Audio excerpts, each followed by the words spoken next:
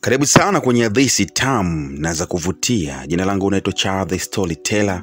Hapa ndipo ambapo tunapopata chakula cha kihadithi na tamthilia tofauti.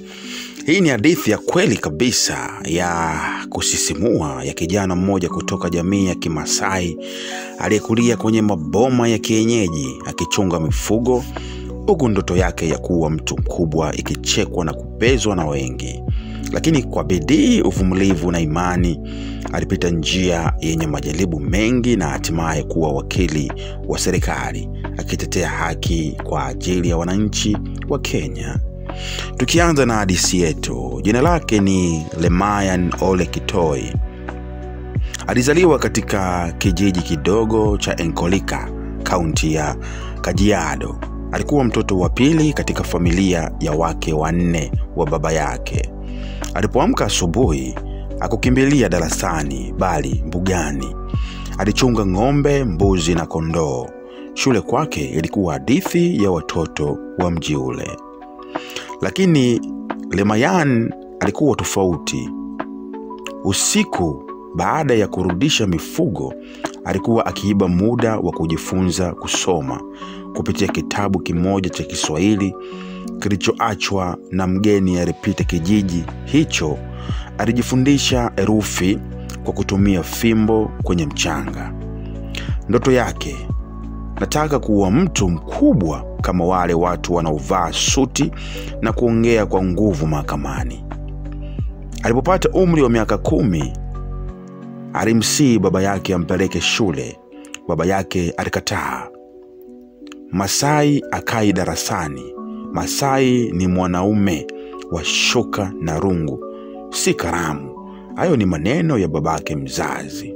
Lakini mama yake, mke wa 4 na aliyedharauriwa na wake wengine, alimchukua kwa siri na kumsajili shule ya msingi ya mbali, Oromayan Primary School. Alitembea kilomita 8 kila siku, miguu peku, kupitia poli lenye wanyama wakali. Lemayan aling'aa shuleni. Alifaulu mtihani wa darasa la 4 kwa alama za juu na kupata nafasi katika shule ya upili ya serikali, Lenana High School. Watu wa kijiji walishangaa, Masai gani huyu anaenda shule kubwa kama hii? Katika shule ya upili, maisha hayakuwa rahisi. Alikosa karo mara kwa mara, alilala njaa, lakini hakuwahi hata kuwa na tamaa. Alisoma kwa kutumia mwanga wa mshumaa. Aliuza vipaku vya mama yake kwa wanafunzi ili apate pesa ya asubuhi.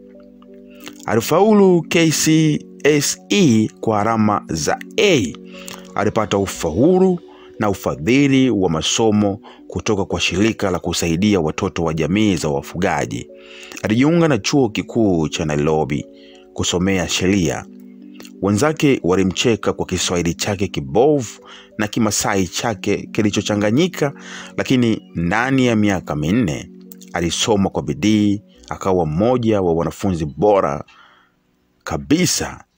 Alimaliza na shahada ya sheria na kuapishwa kuwa wakili. Baada ya kufanya mazoezi ya sheria, alichaguliwa kuwa mmoja wa mawakili wachanga waliojiunga na ofisi ya wakili mkuu wa serikali.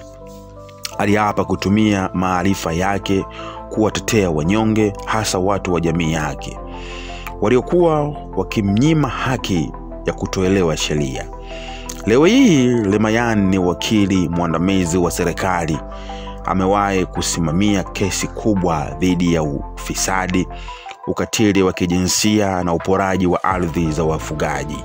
Wakati mwingine huvaa shuka la Kimasai kwa heshima ya tamaduni zake, lakini akiwa mahakamani hubeba heshima ya taifa. Lemayan aligeuza dharau kuwa motisha. Akaandika historia kutoka kwenye jua kali la polini hadi jukwaa la haki mahakamani. Amethibitisha kuwa ndoto yoyote, hata ya mtoto wa mchungaji, inaweza kutimia. Na mwisho alitoa ujumbe akisema, Elimu hubadilisha maisha, imani hujenga ndoto, na juhudi huleta mafanikio. Umasikini si laana, bali ni changamoto ya muda tu. Je,